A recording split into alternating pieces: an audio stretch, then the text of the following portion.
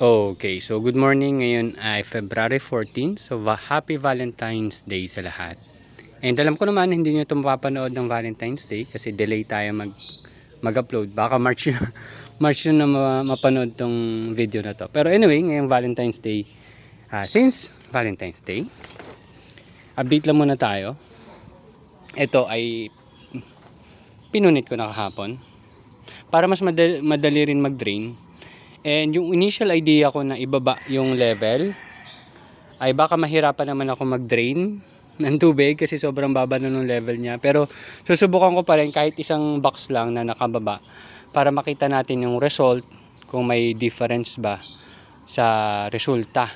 Kasi dito tayo yung next na magta-transfer, which is 90. Kasi ito yung last time 5. So 6 boxes dito at 90 pieces. Tapos kahapon, which is Biyernes, 'di ba? Alam niyo naman Biyernes, Friday, lagi tayo nagtatanim. So nagtanim din ako.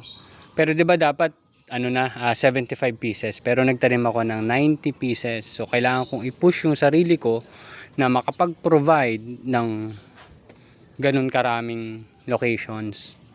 Yung next harvest kasi natin is ito, which is for harvest pa talaga next Friday. Pero 'di ba yung usual na timing kasi natin, dapat ng ganitong time meron na tayong mga okay nang i-harvest. Pero based sa nakikita ko, hindi pa siya pwedeng i-harvest maliban sa pula. Since Valentine's Day, ilalabas na natin yung dalawang pula. Lagay natin dun sa tindahan ni Ate Rochelle or Ate Princess.